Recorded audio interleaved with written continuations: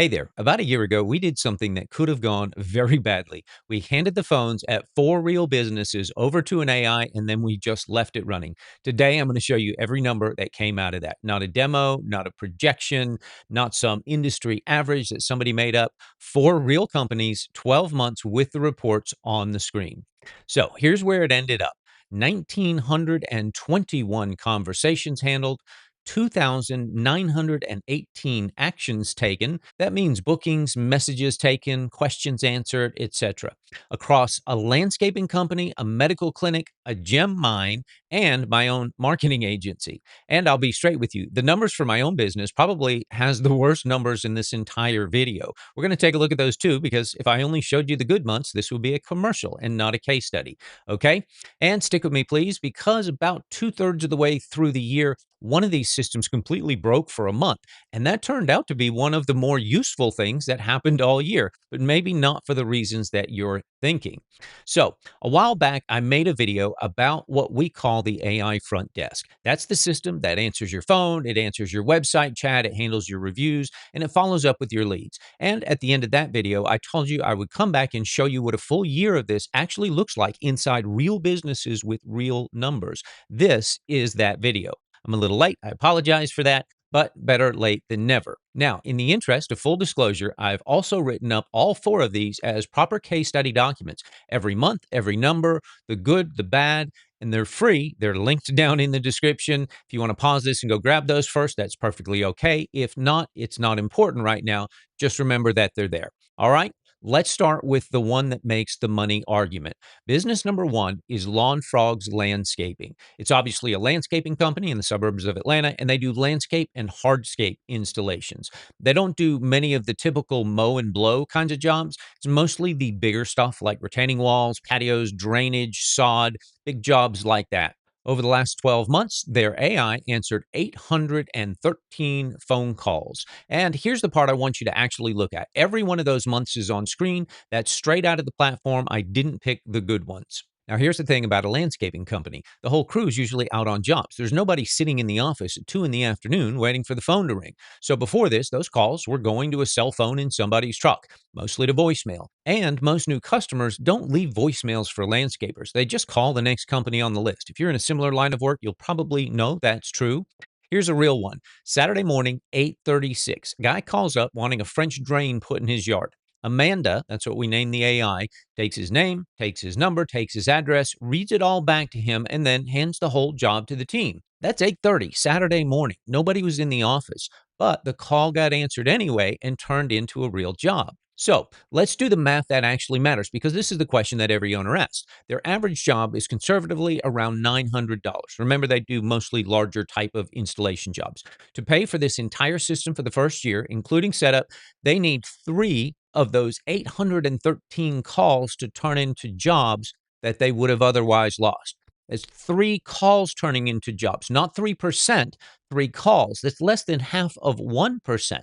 And after the first year, there's obviously no setup costs, so it's more like one job from 813 calls answered. Do you think you could maybe close one job out of 813 phone calls?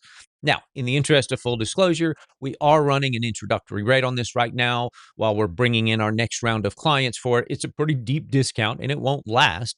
All the details are down in the description. If you want us to set this up for your business, there's also a link down there to book a call with me. We'll take a look at what it would look like for your business specifically. I'm not a pushy sales guy. I hate that probably as much as you do. That's the only time I'm going to mention that, so let's keep going. Business number two is a medical provider in Tennessee. They do everything from chiropractic to aesthetics to physical rehab, and they have been running the voice AI, the web chat AI, and the reviews AI for about 18 months now. You get all three of those in the package. 364 phone calls answered over the last 12 months and 855 actions taken. You can also see that the last 5 months finished at 100% positive caller sentiment. That's how good the person felt about the call. But that's not the number I want to show you just yet. This next one's the most useful thing in this entire video if you run any kind of appointment video. We pulled every single appointment this practice booked over the last 12 months, and instead of looking at what day it was, we looked at what time it was booked.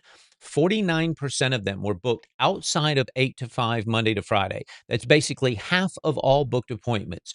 30% came in the evening, 18% came in on a weekend. There were bookings at every hour of the night. 37 of them booked at midnight, 27 booked at 1 in the morning. Think about what that means. That demand was always there. Those patients were always trying to book at 9 o'clock at night. The only question was whether anyone or anything was awake to catch them. And of the appointments the AI booked completely on its own, 44% came in after hours. A Saturday at 6:22 in the evening, a Sunday at 8:10 at night. Those aren't appointments that got handled faster. Those are appointments that had no other way in. All right, now we get to the part that I promised you. Business number 3 is Grow Smart Marketing. That's my other agency. And we put this on our own phone line in January of 2025 before we ever sold it to a single client because I wasn't going to sell something I hadn't tested on my own business first. 19 months is the longest system we've got running. And here's April of 2025, 0% on the caller sentiment, which is, again, basically how happy they were with how the call went. 25 calls that month, none of them scored positive, not one. The agent was too long winded. It talked past people were actually asking. Callers just gave up on it. August wasn't much better. That was 20%. Honestly, the first 9 months of running this in my own business were not great. That's the truth of it. But fortunately, the story doesn't end there. We kept it running and we kept fixing it. In January of this year, it finally hit 100% positive for the first time. It's finished 4 of the last 5 months at 96% or better on caller sentiment. Now, here's why I'm showing you that instead of hiding it. If I show you nothing but good months and then your system has a rough number in month 3, you're going to think it's broken and you're going to want to turn it off right before it gets good. Some people will tell you this stuff works perfectly right out of the box. Not always.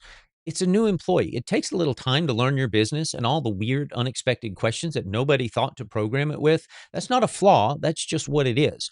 When was the last time you hired a brand new employee who came in the door on day one knowing how to answer every single question that your business has ever gotten?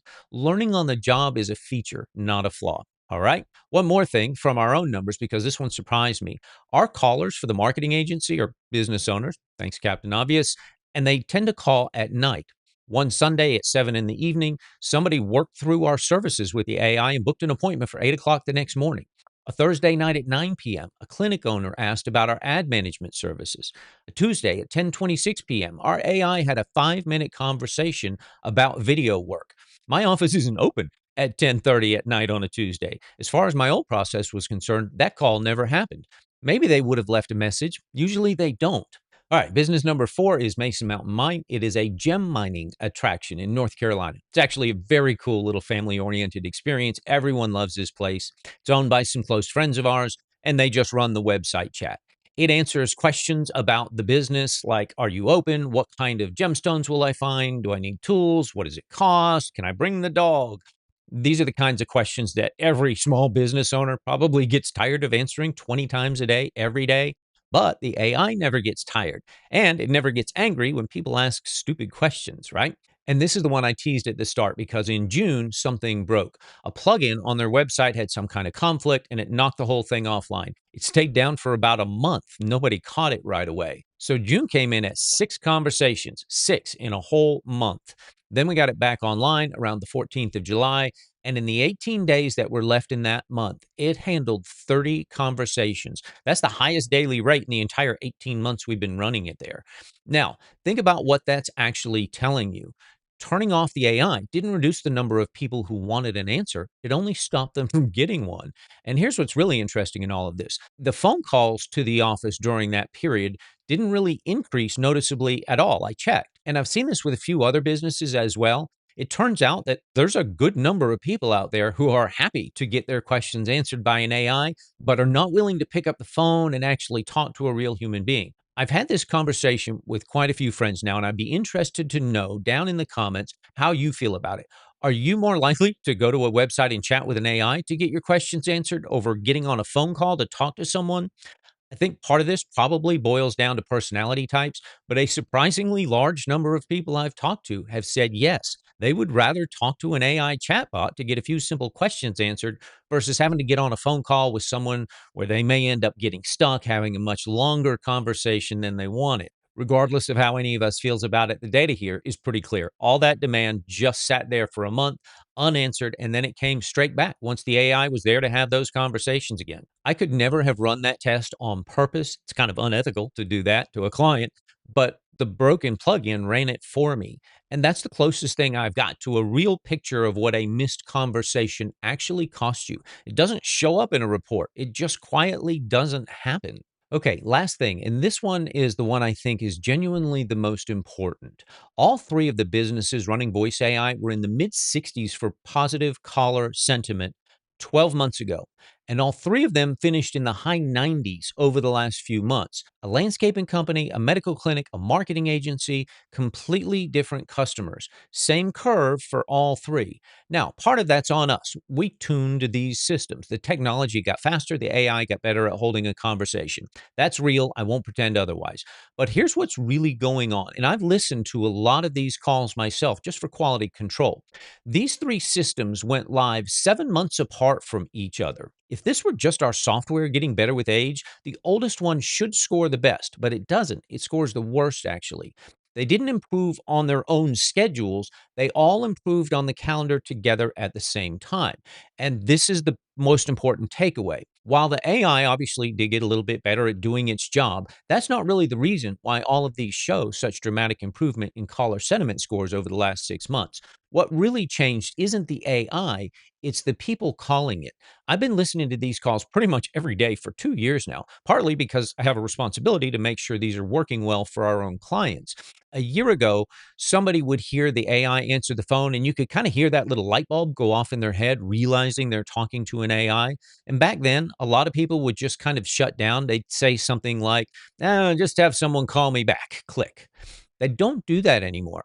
Now you hear that light bulb go off, recognizing the AI. And by the way, most people aren't even recognizing that they're talking to an AI until about halfway into the conversation now. It's gotten really good at sounding very natural. But now they just keep going. Now they're like, I'm talking to an AI. Okay, cool. Here's what I need. And they allow the AI to go through the motions of booking them into an appointment or collecting their information for a callback, whatever the case may be. There were two pieces of this that really needed to evolve in order for this to work. The first piece was the AI side. It needed to get good enough and fast enough in the conversation to carry on a quality back and forth conversation. That part was really good to go about a year ago. It's obviously gotten even better since then. But the second part was that people needed to get comfortable with talking to an AI. And after listening to these conversations for basically 2 years now, I can tell you that most people are there now. Not everyone, you're never going to get that no matter what. But we listened to 813 phone calls in just the last 12 months alone. And you can see for yourself in the data, in the sentiment scores for the last 4 months are all in the high 90s or better. So that's not just me saying it anecdotally from having listened to the phone calls. It's actually in the data. So here's what that means for you, and maybe it's not what you'd expect. The hard part of this already happened. Somebody else's customers went through the awkward phase. If you put this in now, you're walking into a world where your customers already know what to do when an AI answers the phone. We've now entered the human acceptance phase. People are not just willing to talk to the AI now or let it book an appointment. I hear calls every day where people go into great detail about their exact medical conditions and ask whether or not this clinic's services can treat those specific conditions. And yes, I'm sure someone's going to put this in the comments. These are fully HIPAA compliant systems that maintain all patient confidentiality. It runs inside a HIPAA compliant environment with business associate agreements in place. That patient information is never used to train any public AI models. It's all kept within the HIPAA compliant environment with carefully controlled access. Okay. The point here is that people are now ready and willing to talk to these AIs to get their questions answered and to book appointments. If people are willing to tell the AI about their private medical conditions, they're certainly happy and willing to book a kitchen renovation appointment or a med spa treatment package. And that's what I think a lot of business owners have just been waiting on. They've been waiting to see if the general public is finally ready to have those kind of conversations with an AI over the phone or website chat. And clearly, the answer is yes. And again, you can see that for yourself here in the data. So that's a year of AI employees, four businesses, 1,921 conversations, and a couple of months that are not exactly flattering, but it's the whole truth. Again, all four of those case studies are written up in PDF reports, and you can download them for free using the link down in the description. Real numbers, month by month, including the bad ones. Take them to your next staff meeting. And if you want to understand exactly what this system is and what the four pieces actually do before you look at any numbers, watch this video next. It's called AI Front Desk, and it walks you through the whole thing in plain English. All right, thanks very much. We'll talk to you soon.